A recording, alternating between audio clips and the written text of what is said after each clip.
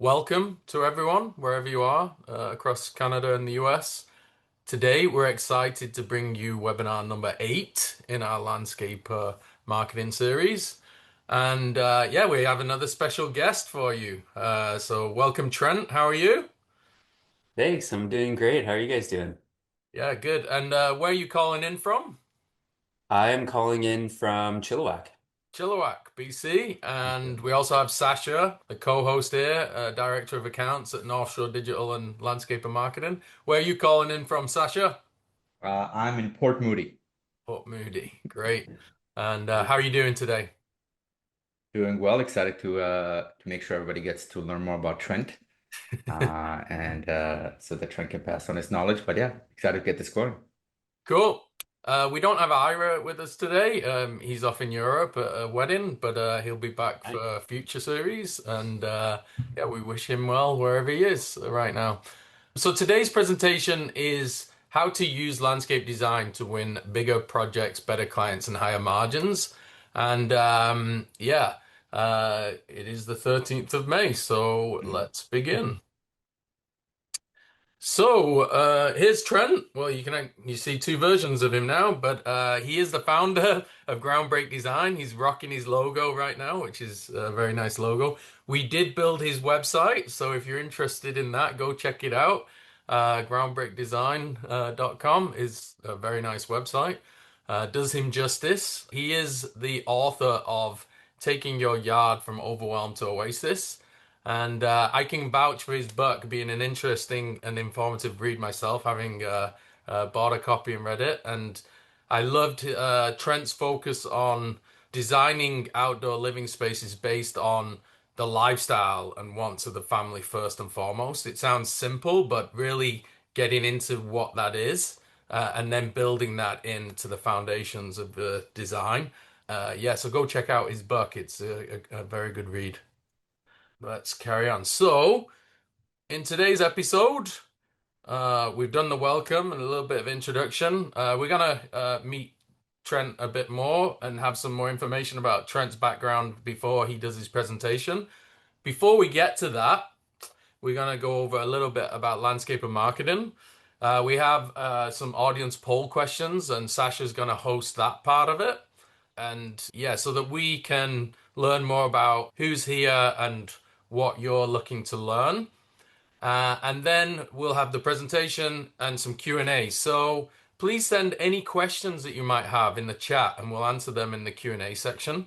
At our last one, we had so many questions and it was great. So please don't hang back. If you've got questions, you just fire them over and Sasha will monitor those and bring them forward to Trent. Awesome. So a little bit about us. So who are we and why are we doing what we're doing? So we are Landscape and Marketing, powered by our parent company, North Shore Digital. Our mission is to help 100 companies grow their revenue, profit, and impact.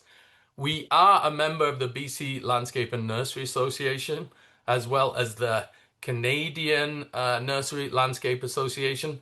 We are deeply committed to the green industry in North America. We are a BBB A+ rated business, as well as a Google Premier Partner and Cloudflare and Cloudways agency partner. We work with landscaping companies coast to coast, over 30 of them.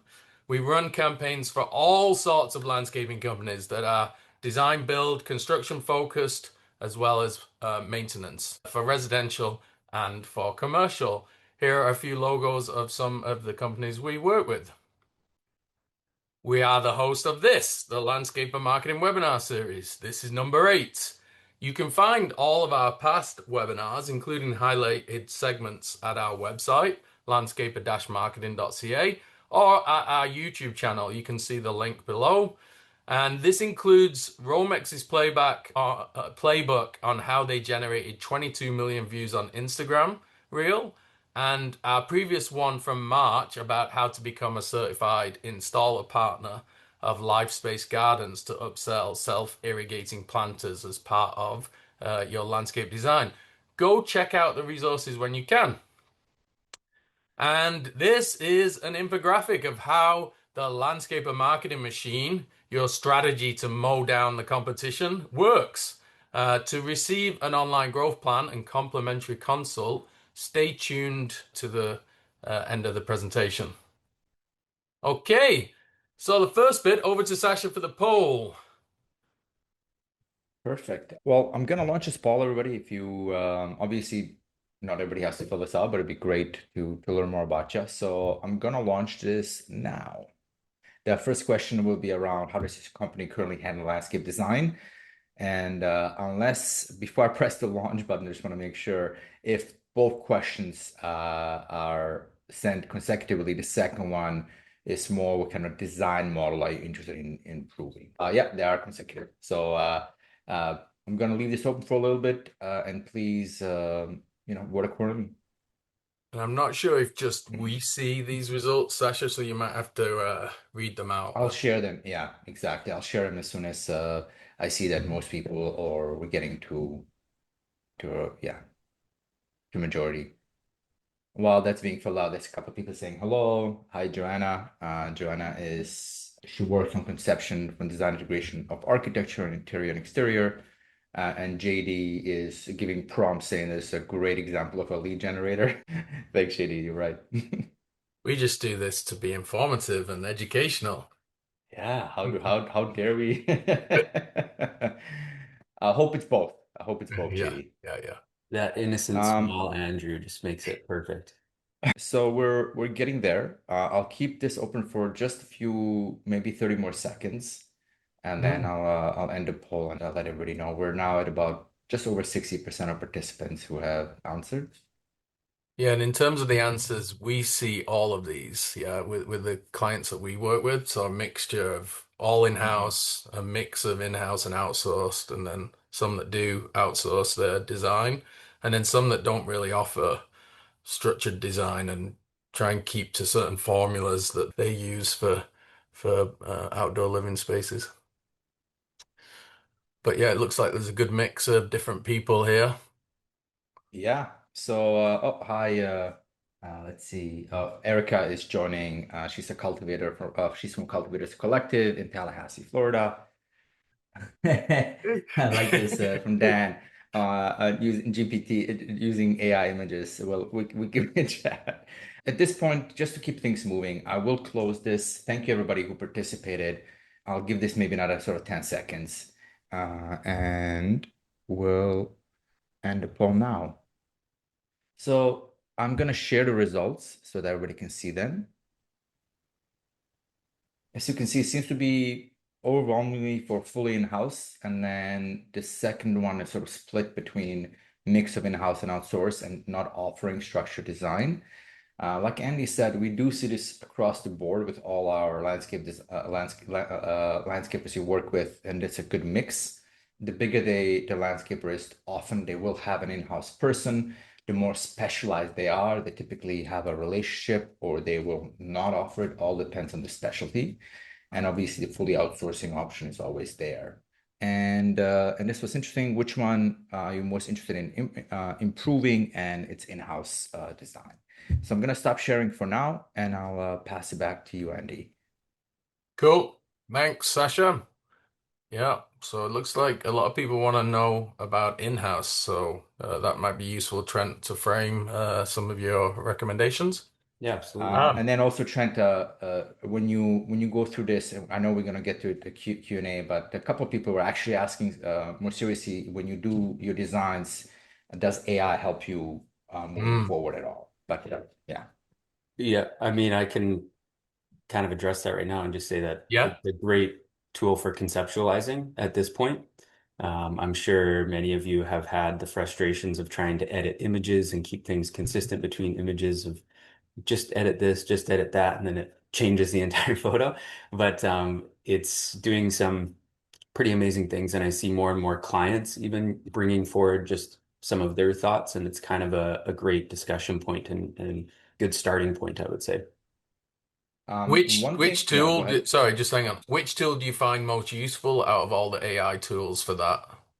I use them for different things. I mean, I'm not an AI expert. Gemini does really good stuff. I like brainstorming with Claude or Anthropic, and ChatGPT's gotten a lot better with their images just recently. So I've been playing around with that. But it is great for that, or even taking my renderings, and if I want to put a different vibe on it or something like that, I can give it my renderings and it'll sort of edit them up. It's good for that so far. As far as completely replacing design, it's not there yet because it can't really think through some of this stuff, but I'm excited to see where it goes.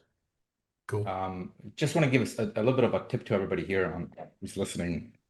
Google Studios. You can sign up to Google Studios and they'll launch beta versions of future products, and a lot of them are heavy design focused.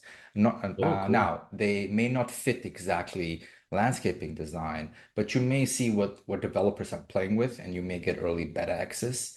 I use it for our own work when I want to conceptualize things before we have our in-house designers, let's say, work on websites. I know it's a different thing, but if you ever want to see sort of what's coming down the pipeline, Google Studios is a good place to go.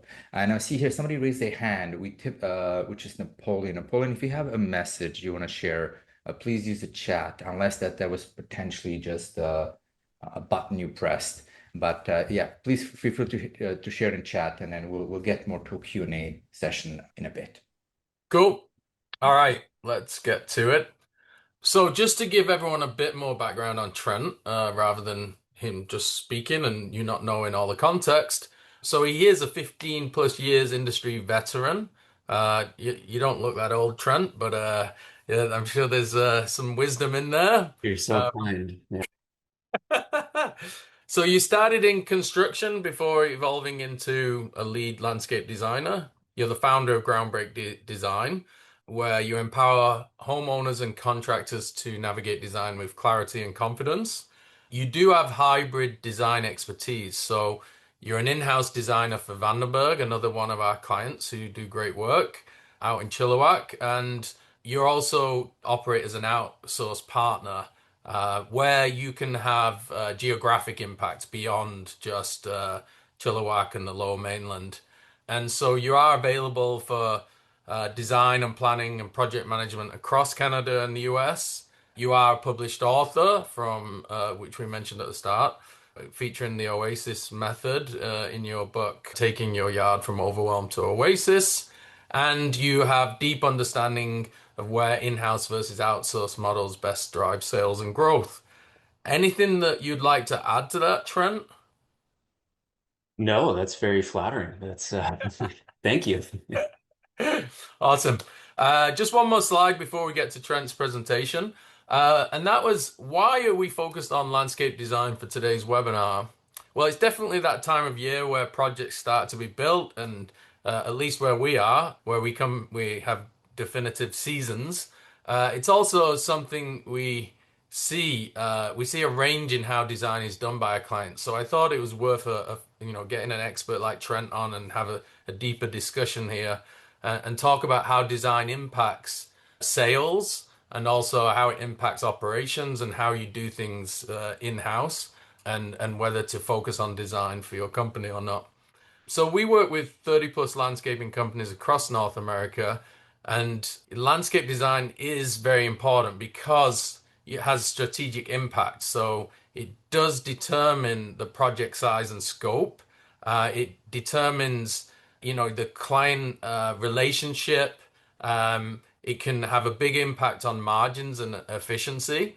And having strong processes here for your design work will get you a better client buy-in, clearer project vision, and fewer change orders. So it's worth doing design properly so that you manage expectations and deliver things on time to scope and on budget. And it's also something exciting about design, yeah, because it's people are dreaming about their outdoor living spaces and reimagining things and what their life could be like. So I think design is super exciting. And so it can inspire people, and that relationship that you would have with a client as a contractor, once you have the design and that comes to fruition, it's almost like you've created a dream. Yeah. So, and something that Trent will pick up on here is I think landscape design can be used as a growth lever. So for your business today. Yeah, so I think it's important just to set that context of why we're focusing on design right now. Again, anything you'd like to add to that, Sasha or Trent? No, that's great. Yeah, a lot of what I'm going to be going through is how it kind of fits into the entire process of sales and client buy-in. And so, yeah, this fits really well. Awesome. Yeah, and overall, it's just value proposition, right? It's not just a job, then it becomes a solution, and that's I think where design really kind of fits in for big landscaping jobs. It's like it's not just we're coming in to do AR, we're actually giving you, a livable space and all that. But Trent, I know you're going to dive into that, so Yeah, just absolutely. No, it's a great yeah. point. Awesome. Okay, so over to you, Trent. Thanks, guys. So Andy kind of touched on this, and thank you for taking time out of your day to join us. What Andy talked about with the book and sort of the five-step process for design, was created for homeowners to have a process to follow, reduce some of the overwhelm, but really from a landscape professional's perspective, there are reasons why I follow that process to get better client buy-in and often resulting in bigger projects, just the way it goes. So that's what I'm going to share today. The reasons behind that framework. Your design sales process might be very different from this or follow a similar structure, but either way, my hope is that, you might walk away with one or two things that make you think, I go, we haven't thought about that before. Maybe we could try that. One of the things, has anyone ever worked with a client where you felt like you were giving them what they asked for, but then they tell you something, say in the next meeting, that's just like a complete 180 from the thing they told you previously? It's like they never said it or they forgot. That has happened a lot to me. And I think it's pretty, like, it just happens in the industry, but it's easy to blame those situations on the client. If that ever happens, so I know it's my fault. Somewhere along the way, I didn't ask a question that would have uncovered, the root of the issue. And actually did this not too long ago. I was designing, if we can just head to the next slide, uh, and the next slide after that. But I was designing a pool house, got a louvered structured here, and hot tub deck, pergola. The homeowner immediately brought up when we were in the meeting, he said, I don't want to get any permits for this stuff. It takes too long. All the neighbors have this. I'm not worried about it. And I said, look, that's fine. I'm not going to force you to get a permit. You're supposed to, but the truth is many people don't. However, we still like to design these things, with the proper setbacks, adhering to the zoning bylaws, because then, for whatever reason, if you need to get a permit down the road, you're not stuck, you don't have to tear down and start from scratch. And he said, I'm not concerned about it. I want to sneak it right up to the property line and, get more space in my yard. And I said, that's a reasonable one. So I left it there. I didn't push too hard. I designed their yard, pool house, excited about this really great strategy where if they ever got caught down the road, I can make minor adjustments. But when I sent it over, they sent back their feedback, and this was the first thing they said. We had the next slide, yeah. So we want to know how long the permit process is. If you can go to the next slide, Andy. It was the first thing they brought up, right? Their biggest talking point, the customer flip-flop. And my gut reaction when I read that was like, yeah, no kidding, man. You said it didn't matter. But I know I should have addressed it more in the initial meeting. It wasn't their fault. And a very simple question that's non-combative, that's just like, I know the permit doesn't seem like a big deal. A lot of people don't get them, but will it bother you knowing that, a neighbor could call the city during construction, or even 1 or 2, 3 years down the road, or worried that, if you go to sell the house, the buyers might not like that the work is unpermitted. So, even though the likelihood's slim, for some people that could cause anxiety, how do you feel about that? It's a really easy question that would have put them in the headspace to imagine if that would bother them or not, instead of just thinking about, do I want a permit or not? So it would have just avoided that extra step of back and forth. The project's fine, but yeah, I just thought that was funny that was the first thing they said didn't matter, and then it was the first pain point they had when they gave feedback on the design. So I'm going to go through a mistake that I really see a lot of contractors make. It's the most common one. And a client might call and say things like, we want to build a deck. We're thinking about building a deck. And so most contractors will start asking questions and talking about the deck. But it's not really a problem statement, right? It's just the limit of their imagination at that moment in time. They're thinking they want a deck. And so a lot of times the client says they want a deck, we design a deck. Client wants a patio, we design a patio. But they don't necessarily know what they don't know. They haven't thought about how they'll live in the space or what certainly what they'll regret in 5 years, and they don't know what's possible. And I feel like that's our job to uncover for them. Have any of you had, on the flip side, a dream client where you're building the project, they fully trust you, they don't question anything along the way, you make professional suggestions, they trust your judgment. That feels awesome and it just goes so smooth. And I would guess that even more of your clients would have been, I'll call them dream clients. You just didn't get them to the same level of buy-in before the project started, whether that's uncovering pain points or sort of asking the right questions. But I think there's more in the queue that would get to that point. So I had a realization about 6 years ago, if we can go to the next slide, and not a huge revelation, but my realization was that I love sales. And previous to the last 6 years, I despised it. I thought of myself as, a designer. And I started in construction, did my schooling in design, and I thought sales, that's lame. I'm an artist, and I make beautiful things. But why did I actually love design? And I loved getting to know people, hearing their unique stories, letting my curiosity run a bit, asking insightful questions, and then using that creativity to solve problems that people had. And well, of course, that's just sales, right? I just didn't really know what sales was. And, any sales experts here on this call are probably like, oh, really? Make 50 cold calls tomorrow and tell me how much you love sales. And, this is different than closing. I'll say that. But I just thought sales was a game of manipulation. If we can move forward a couple slides, Yeah. you just got to be slick, a battle between me and the client and basically this guy right here. And instead, what's been most successful is the same as what I feel a good designer is, being genuinely curious, asking questions, but also learning to ask those questions the right way, I felt has been really important. And the reason is people trust what they discover more than what they're told. We can use our expertise and tell people how to do things or whatever, and that's fine, but they trust more what you help them discover.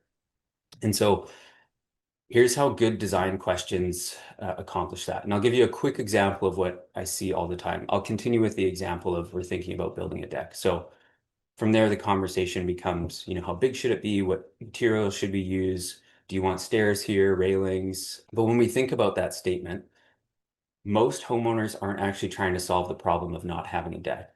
They're trying to solve problems or solve things that on the next slide here. We don't use our backyard very much. Entertaining outside feels awkward.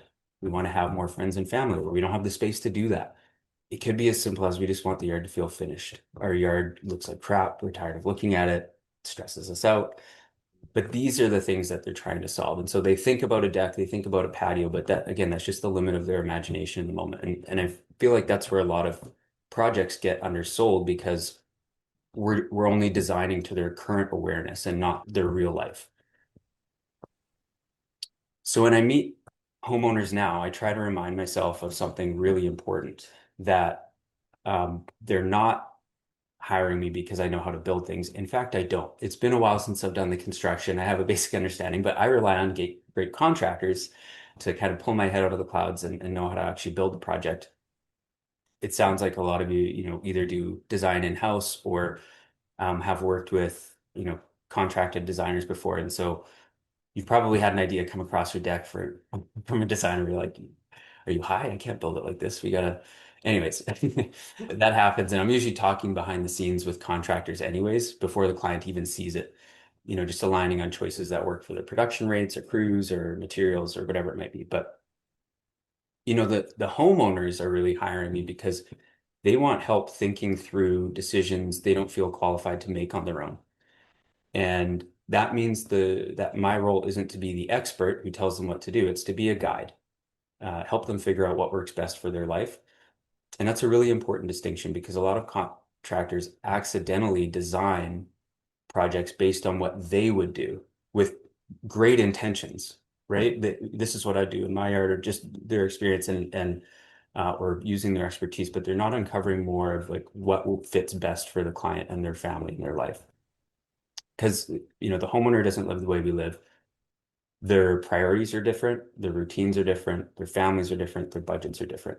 And so I'm constantly trying to remind myself of that. In my 20s, I had a mental block of selling projects over 100,000. the owner of Vandenberg Landscapes would tell you the exact same thing. I struggled with that. And it almost felt weird bringing that quote to their home, other than putting in a pool that seems so strange that people would invest that kind of money into their yards to me. It just was. And so now in my 30s with a kid and a business, I'm like, God, it feels like I have no time. I have no time to do anything. It would be incredible to swim laps in a pool in the backyard, stay healthier. Have a gym or a sauna out back, not have to drive to the gym, set time, sit in traffic. A built-in pizza oven for our Friday night pizza nights. I love those. Having a basketball court back there, hang out with my kids, relive the glory days and show them my moves. I'd probably, if it wasn't for my knee, I'd be pro now, not here talking to you guys. Trent, I was just about to make a comment. I'm like, I was about to ask you which body part gave out so you can't show it to us. Yeah, exactly. It's back, knee, it's all of it, Yeah, Sasha. yeah, Yeah, yeah. really unlucky. But spending 400,000 plus on a backyard makes sense to me now because I know they're not buying a backyard. That's not what it is to them. And so being a guide is just being someone they trust, that knows them beyond what they want to do in their backyard. They're confident, they have their best interests in mind, and helping them think through that. It's not someone who just builds what they ask for and not someone who also tells them what they should do either. It's kind of this fine dance between being an authority but not a know-it-all, not being pushy. And so when that happens, I feel that something really interesting starts to happen on projects. If we can go to the next slide, the clients trust the process more. They trust your recommendations more. They feel much more confident in investing in the project, sometimes even well above what they told you their budget was.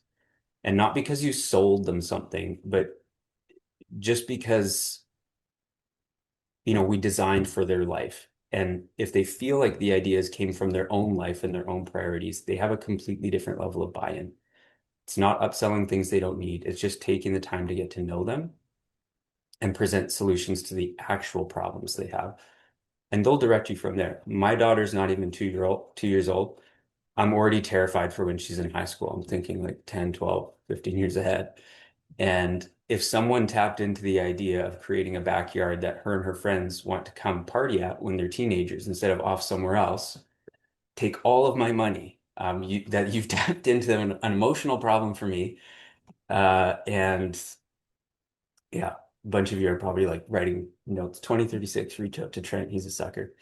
It's so obvious after the fact, right? Like during the time I despised sales, the design process was doing a lot of the upfront heavy sales lifting already. I was building rapport, learning about my clients, earning their trust, ultimately selling the project, but in this low pressure environment of design. No big scary numbers or contracts yet. And clients seem to find it easier to first commit to the lower price point of a design than a full landscape project. We still talk about investment, we still talk about budget, but during the design process, I get to earn their trust as a guide before I sell anything.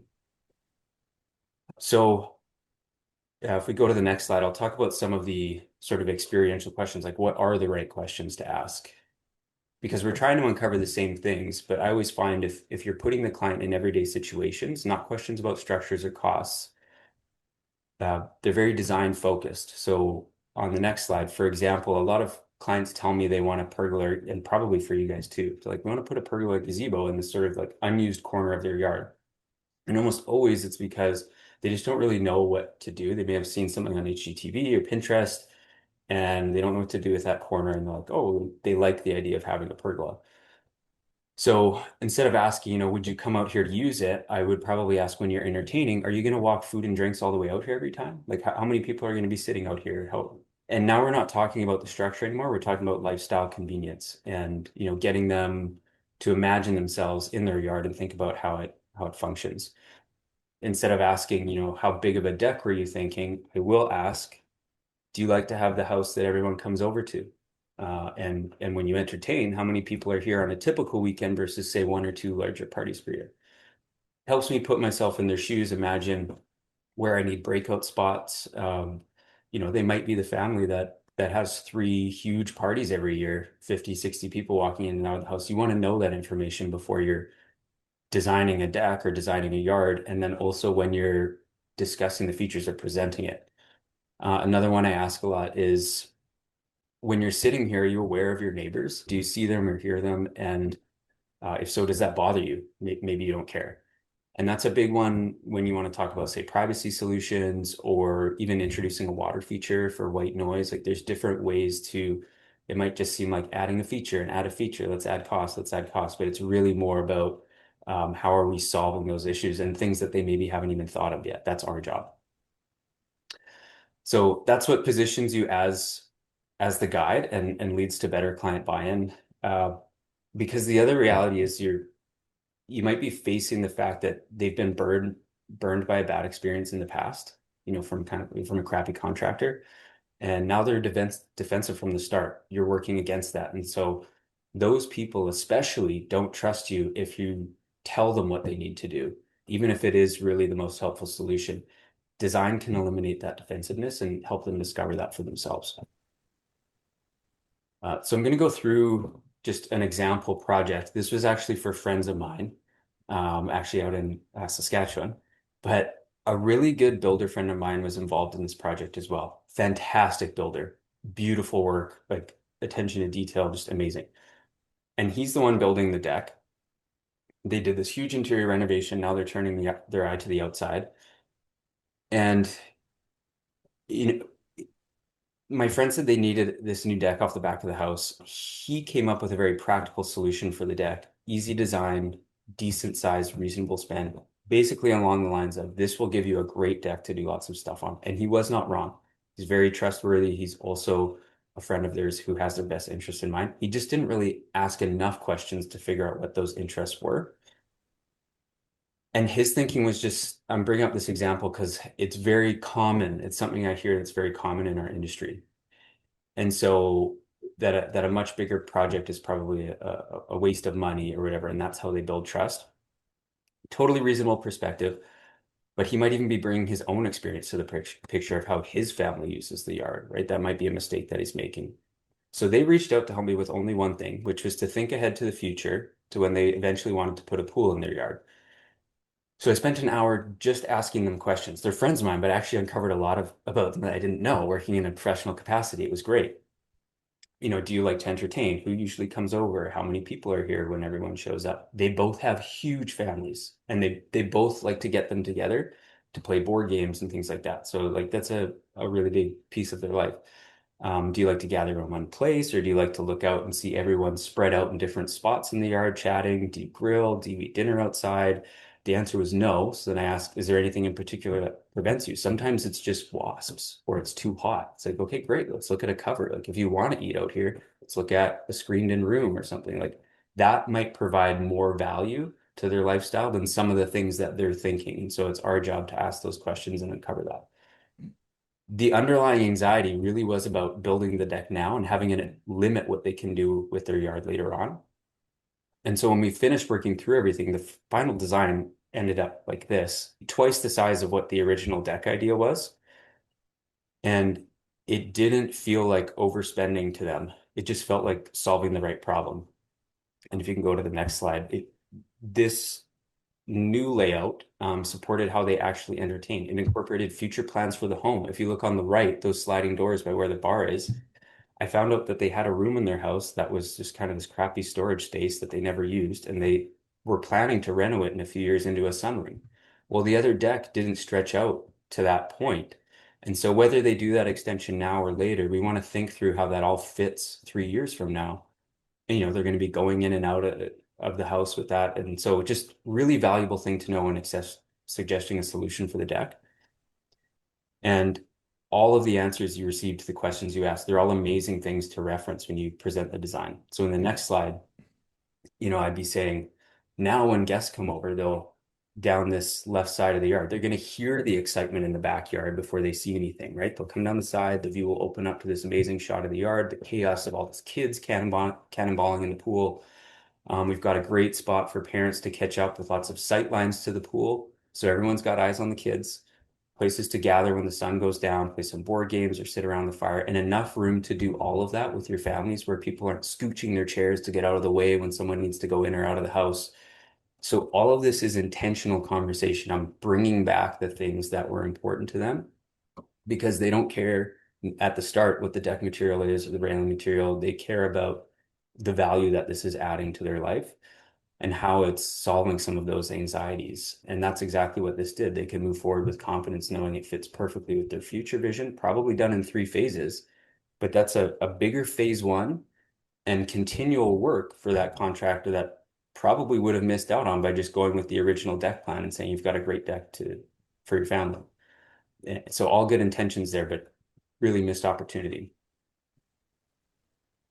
This next project is a little bit different, much bigger scale. This is an in-house design for Vandenberg Landscapes, and beautiful project. It's one of the ones that doesn't always come across every year, come across your desk, but it with in-house versus contracting. So I'll just touch on that. In-house, there's more internal conversations. It's easier, and a lot of you have probably had similar experiences. It's easier to get design revisions pushed to the top of the list. You're a bit more in control of that design schedule. But with a proper handoff process and planning ahead, a lot of that can be resolved. With in-house, sometimes there are labor costs and potentially benefits and training and things like that get involved. And sometimes there's not enough design work to have it be a full-time job. That's a really common thing. So either the owner operator's doing it and they can't focus fully on the business, or the in-house designer is also doing sales or doing construction. And so you can't necessarily, sometimes it's hard to find somebody who's really good at design, but also good at those other things instead of separating it out. So with a contractor, you get, a professional designer focused on that one thing and learning about your systems, but bringing in their system and experience with design, a portfolio of their own projects to showcase, right? When you're using that contractor with your clients, and they can kind of take the work fully off your plate. That usually means that usually works out more expensive hourly though when you really break it down, as opposed to an in-house employee. And contractors are typically working on more than one project at a time. So turnaround on, say, design revisions, typically about a week or so. If they have a long design queue, let's say, and you're working with a client, it could be 2, 3 weeks before they're seeing that first iteration. So it just sort of depends on your processes and what you want to prioritize, but there's pros and cons to both, I feel. So for this one, this is a very large pool project. The homeowners had already worked with another designer in the past, had actually tried to get the project going over the last, I think, 6 years, 6, 7 years, and it didn't happen. The backyard has stayed like this for 6 years, basically. It's a big rock pit. And so the previous design had a lot of impressive features. When they approached us, the clients had said something interesting, which was that it feels like a lot. It was a huge pool. There, again, a lot of features. And these people aren't showy, which sounds crazy looking at this house and property and Yeah. everything, but they really aren't.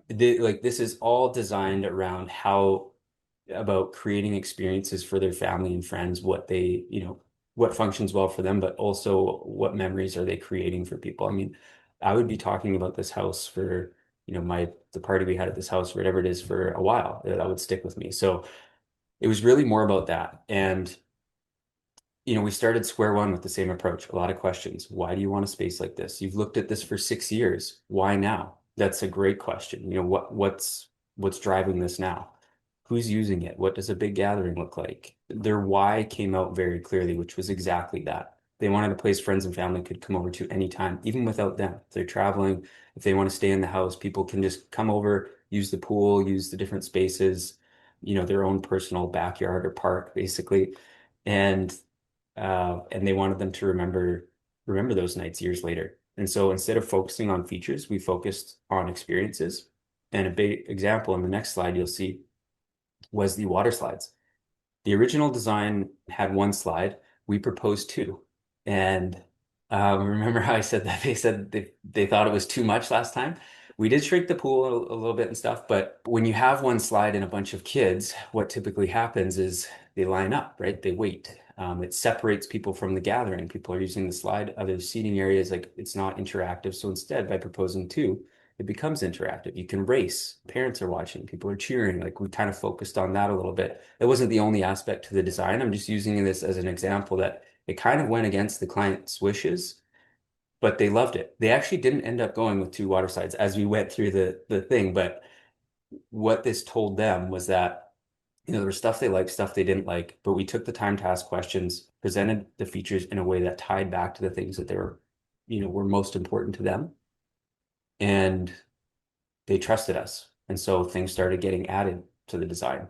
And you can just kind of go through this project, Andy, because after this, I'm going to talk about some of the phrases that I typically use that build trust. But this is going to be a multi-year project. Some things might change as we move forward, but there was the original design scope, and then we broke ground on this at the end of last year. It's going really well. It's very cool. And so yeah, it's just an example of how you can build trust. So what are some phrases that typically do that? I'm going to share three that I always ask. And you probably have some go-tos as well, which I would love to hear from. My favorite thing more than designing is connecting with people in the industry and sharing these stories, what works well, what doesn't. So the first one is, even if you're only building part of the yard right now, it's really helpful to design the whole thing at once. And because then even if you build in phases, you know exactly how it's going to look in the end. It all feels like one cohesive design, not like it was all built, piecemeal. It looks like it was all designed together. And then that way you've also thought through the whole design, not realizing when you go to do phase two that, shoot, we would have thought about this at the start and could have done this, but now we can't because we don't have access or whatever it is. So I always tell them when we're designing, they're like, well, we thought about a pool, but we don't need to worry about that right now. I'm like, tell me all of your dream items. Doesn't mean I'll put them in the design. I just need to know that we're not shooting ourselves in the foot later on. And then I would say about 30% of the time, once they see the design, they get too excited and they often don't phase it. They just do everything at once, right? Another thing I say a lot is, my job is not to tell you what to do. I will absolutely offer up my professional opinions and ideas, but right now, my job is to get to know you a lot better and think through things you might not have considered yet. So that, whatever we put together is the best possible design for you specifically. That always seems to just get them to take a breath and feel comfortable and want to share more. For people that kind of think we're playing some sort of sales game, I'm like, I'm just here to get to know you better before we start talking about ideas. And then probably the most important one, like I said, I still ask about what people want to invest in their project. This one is a little bit strategic. I've played with different wording because not everyone likes to share. I strongly recommend using the word invest instead of what's your budget. What's your budget can sometimes, to some people, sound like how much money do you have, versus how much do you want to invest sounds like you have the money. It's just how much do you want to allocate to this? How valuable is it to you? So I err on the side of, not putting people on the defense. And if they fumble through that one a bit, because not everyone answers directly, I also find a lot of people don't want to give up their number. So I'll say the reason I ask is, I'll never suggest we do things in your yard just because. I'll always, thoughtfully design things that add value to you and your specific lifestyle. But I can design anything. The sky's the limit. I can design, but if you're not going to install it, it doesn't really make sense. So I don't really like to design 30% over what you want to spend. This gives us some room to explore ideas, not be stuck to a strict number, but it's not going so far above that it's really hard to scale it back or pull things out without blowing up the entire design. And they always share a number. I've never had somebody not share a number if I structure it that way. And then I always design, or I try to, 20, 30% above what that number is, with ideas to bring the cost down, because this respects their budget. But 9 times out of 10, I would say their budget is actually higher than what they tell you. They just want to see the value first. It's just building trust. Design above, but don't completely disrespect it and be like, well, we can't fit your budget. If you have a plan to kind of bring it back down, then it shows that you listen to them and you're being respectful of it. Probably Trent, yeah, go ahead. you wanted to know if some people are gonna chime in on how they like to position themselves. JD just mentioned he Oh likes yeah, to ask what the maximum budget is and preferred, so he gets a range going. that's a good idea as Yes, well. so that's sort of he's just sharing sort of his style, and so he likes to ask both, which gives him sort of an ideal target and sort of how much he can stretch. And it's accomplishing the same thing. I always find everyone's going to have their own style of communicating. I'm sharing this, but it's whatever feels natural to you, and obviously that's working really well for you, JD. So that's great.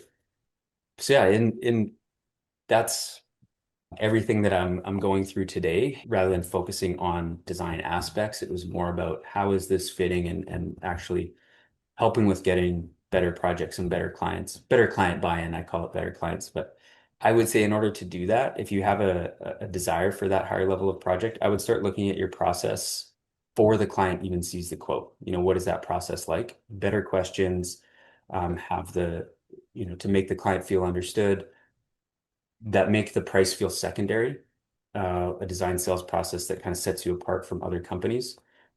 And that's the reason why we're here, right? Not everyone's willing to take time out of their day to learn about new products or learn some new ideas or find ways to improve their business and get together with others in the industry. And you guys are. I believe asking better questions early on can really change that whole experience for landscape companies and their clients and the types of clients they get. So yeah, thank you. And I'm happy to answer any questions people have, how I handle certain client situations, just things I've talked about that make you raise an eyebrow and you're not saying not so sure of, but yeah, appreciate it. That was awesome, Perfect. Trent. Thanks so Thank you, much. Trent. It sounds such a simple approach and commonsensical, but that's often the best, yeah, the simplest way. But being curious and just asking lots of questions. And, landscape design is about almost being a dream maker, but really you're a lifestyle detective. That's what you're doing. Oh, You're trying to match a design to a lifestyle so that they'll actually use it. Yeah, because I guess that's the proof in the pudding. After it's been built, is it being used how it should be? it's the biggest compliment. I'm sure so many people in this webinars have gotten those pictures from clients or texts from clients where it's like they've added their own garden ornaments or they've, decorated with their furniture, or like the picture of the pool party or whatever. And like that just lights us up because you're like, yes, it's your own. Like this, you're making it your own. This is what it's for. You want to be out here using it. It's not just something to look at. And I'm gonna share a lot of questions right now. So if anybody has additional ones, please go ahead. One thing from a strategic perspective, because that's sort of what we deal with. We deal with a lot of owners who have landscaping companies that are they can be smaller, it can be quite substantial. The one thing we found is that across the board is that when somebody comes who wants next outdoor living, which kind of this is what this is, as Andy has said. So sort of their landscaper's job is to be the lifestyle detective if they have an in-house person that makes life so much easier. And people most often have more of a budget in mind than they share. Mhm. So showing them possibility is probably extremely helpful in showing them what they can achieve and how their life can improve with this sort of with them improving their backyard or front yard, whatever it is. Before I start reading out some of the questions, I gave some false information. I called it Google Studios. It's actually Google Labs. So I'm gonna share this here for everybody. If anybody wants to be on the up and up on what's coming down the pipeline on AI, Google is a good way to see, not necessarily that you need to use anything from Google, but just to see sort of where the industry is going, what the developers are working on, and then find your own sources, for example. Also, so I think somebody on here was um, from Cultivators Collective. If you're still online, I'm just going to share this link only for you purely because this was from our last webinar, and it seems like you are helping people with their gardens. And in our last webinar, this is somebody we met and we worked with. I'm just sharing it for ideas in case it can help. They create these custom boxes that are irrigated that can maybe help smaller gardens. I don't know if that can maybe be helpful to you. Well, let me start with some of the questions. I'll work my way backwards. Marshall's asking, Trent, I have a guy who's trying to get design from me, to get a design, implying he wants to use my labor force. How do I secure my guys for the work? So I guess the question is, he doesn't want just the design, he also wants to make sure he implements it. So Trent, over to you. Yeah, I think it has a little bit to do with your process. If I'm understanding correctly, correct me if I'm wrong, you're a design build company. They want to just use you for design, and maybe They're do. implying, so they're implying they want to use him for the full job. And I think Marshall is curious, how do you now move from this design phase and from them implying it to you securing that you do the full job? So, I mean, I guess there's no guarantees, but using the design process to show and always charge for design, like you never want to just give a design or anything like that. Show that they've, got some skin in the game essentially and put, have a deposit for the design work and things like that.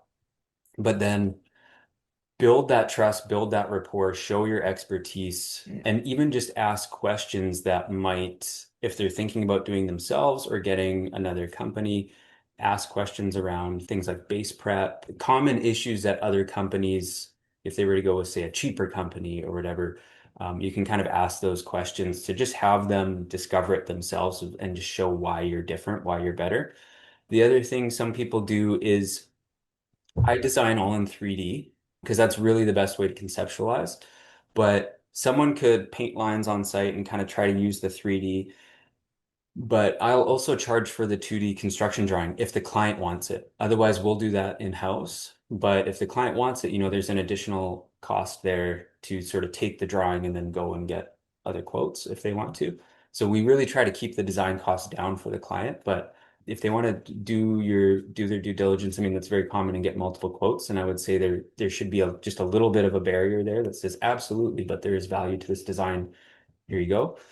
Yeah, I mean that's kind of the game, right? You're trying to you can't really handcuff someone to using you. That's not building trust, but you want to show them and kind of just set yourself apart where it's not even a question. They should just work with Um, you. And it so maybe often I'll is exp much easier to let them know too, like you've worked with them, you know their needs, you know the yeah. design in and out. That transition to then just handing it off to your crews is really easy. There's no misstep. Maybe I can expand on Marshall. He didn't ask it. So Marshall, if there's anything else, please ask. But so is there financial benefit for doing everything in one place? Or is there some type of financial incentive you can also mention to the client? So for example, if you stick with us, because if they take your design to somewhere else, is that a more cumbersome process? So is there some type of value proposition there as well? I think so. I think just talking about that piece, I personally wouldn't offer a financial incentive simply because then it really becomes like A the price, discussion becomes about price, not not value. about the value. And Okay, fair and point. it lets people know that there might be wiggle room to Fair negotiate versus point. it's just like this is just what it costs. Sure, you can get a quote, but it's not really comparing apples to apples. And so you want to show them in that process why they should be working with you. It's if you do design, you're 10 steps ahead of any other install company because you've built that trust, you've built that rapport, you've built that familiarity. At that point, unless you know going in they only want design and they've expressed that, it's sort of your job to lose at that point. Doesn't mean we get every single one, but Yeah. you've just done so much up to that point.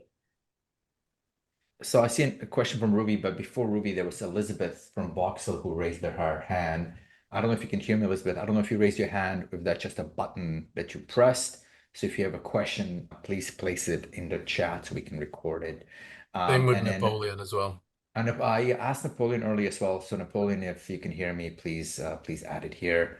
And yeah, I see. Hello. Oh, perfect. Okay. I think Elizabeth can hear us. So Elizabeth, I'm not sure if you raised your hand with a question. Yes, no, no, we can't hear you, Elizabeth. If you don't mind typing it out, that way we can just also record it and then we send it out back to everybody else. We can kind of I put it can all in the same email. I can touch Perfect. on Ruby's question just while Elizabeth is Yeah. typing out hers. Oh, Um, she says it's too long. So Elizabeth, maybe we'll circle back. So why don't you and handle if anyone has any questions after this too, like just reach out to me. I love talking about this stuff. So if anyone has questions, feel I do free. have a slide on how to get in touch with Trent for anyone who's yeah. interested. Yeah. For Ruby, I think it depends on your area and how you value your time and things like that. But as far as the deposit, I always charge 50%. Then what I do is I send a recorded presentation. I don't send design files. I don't send anything. I send the recorded presentation so they see it's been completed and talk through the design. And that's when I charge the remaining 50%. And then so they've paid in full before I do any revisions or anything like that. They can't. It doesn't really happen, but it's just protecting myself from paying and only paying half and then continuing on. As far as what you charge, I've seen quite a range, depending on if you do 2D versus 3D, but I've seen people do 3,500 up to 30,000 depending on, are you doing a grading plan? Are you doing a lighting plan? Are you doing whatever? So we try to just do the basic of what would a homeowner actually value. And then internally we handle construction documents. But not everyone wants a planting plan even, right? Like they don't care what all the Latin names of the plants are, what the plant, they just want to know that it's going to look great, look like this, it's going to look great year round. Well, great, we can handle that. So we try to lower that barrier as much as possible for them at the start. And then Ruby, maybe if you know Midwest, maybe you can do some search online and see how other designers are positioning themselves. Maybe that'll give you a good idea. But one other part I think about from Ruby's question was, do you charge a deposit for the design? Do I charge a deposit? Yeah, so we charge 50%. So we send that out before I even go send someone out to take measurements. Perfect.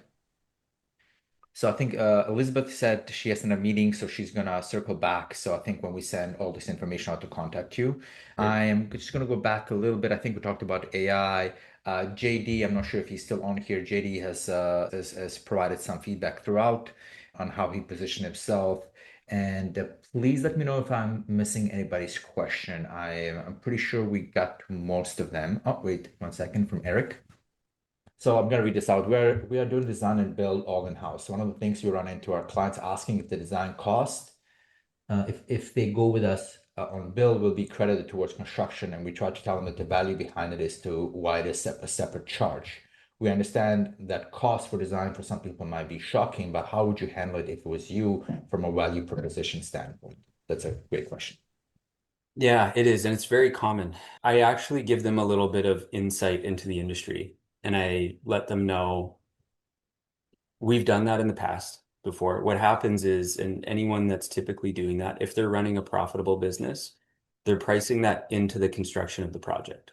So it seems like a credit. We just like to be more upfront and say the design costs what it costs. And it's part of the process, and it's how we get to the next step, and it's how we can price things accurately.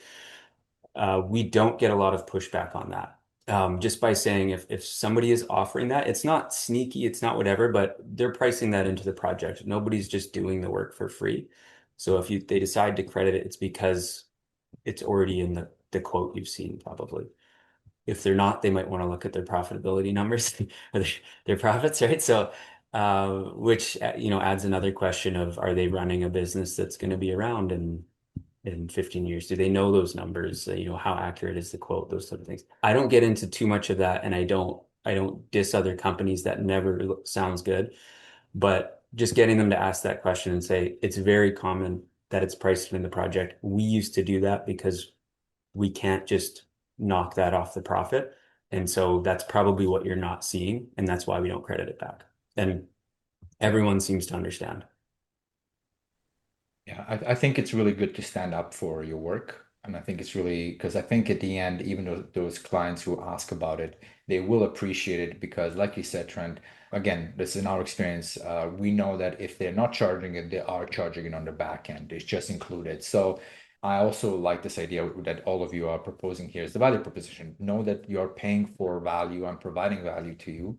If you are choosing to go a different way down the line, that's fine. And also, these are longer projects. These are not projects that get done tomorrow, once the design is done. So I think yeah, definitely, I like this idea about, hey, explaining the industry, why do we charge for it? And yeah, It, and like it's a really good point, and it can be easy to get sucked into, especially depending on where your business is at, or say it's a slow time or whatever, and trying to find things, just ways to just get the project, whether that's cutting cost or giving back, giving a credit or doing those things. And I mean, one, it hurts the industry, but two, it can be really hard to stick to that, but it devalues what you do. It exactly like you said, Sasha, it doesn't position you as the premium, provider, now you're competing on price.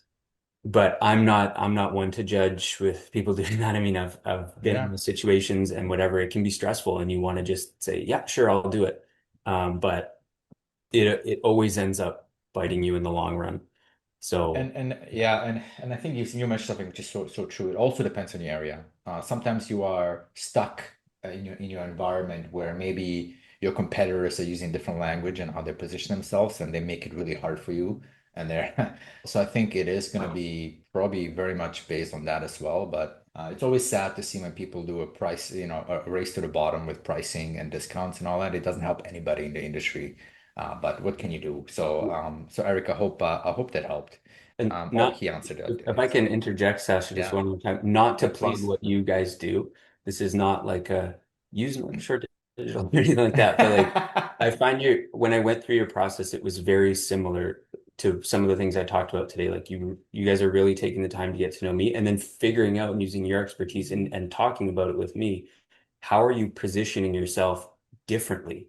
So if your market is doing that, and you don't want to do that, like why? What's the value there? And like really understanding that why, really understanding what levers to pull to showcase and sort of set you apart. And so it's not just about the strategies of pricing, whatever, it's also marketing, it's also your branding, like what are you putting out there for that communicates the difference that so that you don't have to as much. That's another great piece. I'm not a marketing expert, but when you were talking about it, it kind of reminded me of that, where it's like there's multiple ways to position yourself differently than your market. And one thing that we found as well is at a certain point, you want to work with the people you want to work with, and not every client is the right fit for you either. Exactly. And if price is the thing that's going to immediately set them off away from you, then maybe that's good. Yeah. Maybe it's Yeah. good that you didn't continue that conversation because I'm sure all of you find it in every aspect of your profession. When you find people that you can have a good conversation with and you gel, it creates way better value and you can actually really help them out. I apologize. One more question from Marshall. I'm a small landscaper experiencing rapid growth. How do I adapt to moving from 40K jobs to 100 to 250K jobs? Trent, I'll leave it to you. Obviously, we have some thoughts on that on our end, but Trent, I Mhm. think he's very specific on design. Very specific on design. So I would ask, what's the problem that you're running into with the growth? Is it that there's too many designs you can't keep up with, or like you don't have the someone on your team with the expertise to design larger projects, or Marshall, maybe you can type that up. Just maybe identifying what are you noticing? He doesn't have the expertise. So do you outsource your designs, Marshall? so Marshall, I like again, not to plug my services as a solution. It could be anyone, but I work with a lot of contractors who don't do the design and don't feel they have the capabilities to do the design and also don't want to. They're focused on the business and like you said, Hmm. scaling it. They've got a lot of other stuff going on. They outsource it to someone like me who has a process, who knows how to understand client needs, but can also work with you and understand what's your sales process like? Like what's your turnaround time? What's working for you? First, I work with one contractor who they take 3 months to design a project. It doesn't matter. The clients, they have enough of a funnel and whatever they're willing to wait. And so it's not a rush. Others are like, it's really important that we get the first design done within 2, 3 weeks because we want to maintain excitement that fits with our sales process, everything. So you would be working with someone who can. There's a great book, if you haven't read it, called Who Not How. I can't remember who it's by right now. It's on my bookshelf there, but that's if you can't do it, it's not about how can I get this done? It's who could do this for me, or like especially with scaling, that's how you scale. I Marshall, think on the next slide we'll have Trent's information and we'll follow up with an email as well, so you can always reach out to Trent. One thing I can attest about Trent, and I know none of us can see each other besides the three of us, but Trent is somebody who actually will give you his time, and like he mentioned, he loves talking about people in the industry. So Trent, I'm sorry to plug you again, but give Trent a call. He's as nice as he appears here, and yeah, so feel free to reach out to him. The only thing I'll tell you from a strategic perspective, Marshall, if you're going for 40 jobs to let's say you want to scale to 250, I would only advise for a steady growth. A lot of landscapers we worked with, they went to for huge rapid expansions, and that can end up really cutting in your margins because you're trying to get equipment, you're trying to get that. If you're looking in general around how you're growing your business, I would just say have a talk with yourself and figure out how fast you want to grow and what can you handle so your profit margins stay in place. We've encountered it quite a bit with landscapers who come in and out, and then the ones who stay are the ones who did steady growth and they were very firm on what their margins are. But anyways, it's a different discussion, but I thought I'd just share that. Anybody else before we come to a close? I think we've had overtime for 10 Oh, minutes. yes, it's already. But So yeah, apologize I to think we could everybody. talk all day here Yeah. about landscape design. Um, But I'm just gonna say yeah, a quick thank you to all the people on the chat. I hope I didn't miss anybody. If somehow I did, I'll make sure we'll circle back and then yeah, you will see the next slide with trans information.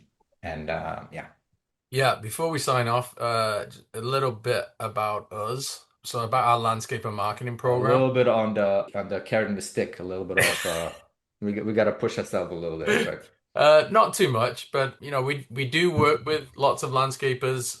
There's three main reasons why they work with us. Number one is more and better leads. So that when you're scaling your business, when you're looking for sustainable growth, you do need a consistent lead flow of getting inquiries and the right kind of inquiries to your business. That's what we help with. So you can't really just build a $2 to $5 million landscaping company just on referrals and expect it to be maintained. You need this pipeline, and that's what we help with.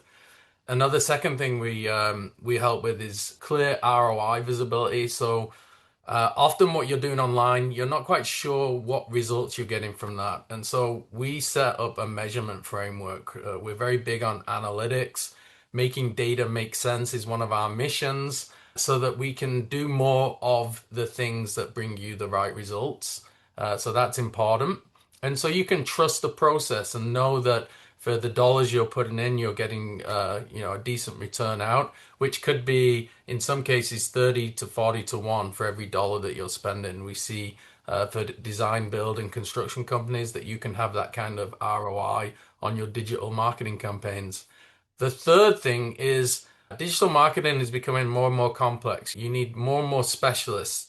You need a specialist in SEO, a specialist in PPC, analytics, AI, all different sorts of skills. And that's where working with an outsourced team like ourselves, you get a team of experts. So we act as a guide, and you get these monthly consultations and meetings where you can ask questions about digital marketing, about where it's going, and especially AI is on everyone's mind. So how to get the best out of that and how to use it wisely for your company. So that's those are the three main reasons why companies work with us.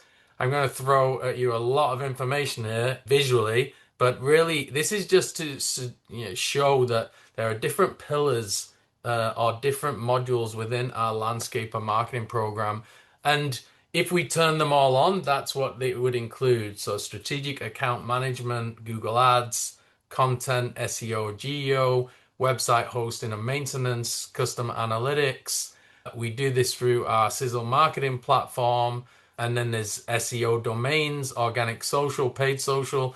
So there's all these different pillars, but each landscaper that works with us has a different recipe. So we turn different things on and off depending on where they are with their business. And it's a little bit, there's a parallel here to landscape design and landscaping construction. So often someone might search for your services through pool construction or the actual applications or patio or pergola. But like what Trent said, you have to actually ask more questions to see why they want this so that then you can offer their proper solution. And it's similar in our industry. People are searching for SEOs, people are searching for social media, they're searching for Google Ads. This is where if you actually come to us, what we'll do is an online growth plan for you. So we'll ask questions of you. Why are you trying to do what you want to do online? What are your goals? What are your resources? And so this is an offer to you, a complimentary consultation. Just go to landscaper-marketing.ca and put in your information. and I'll meet you for a discovery call for 30 minutes approximately, and then I'll go away and I'll analyze your online presence, what you're trying to do, and put together an online growth plan for you so that you can reach your next stage of growth.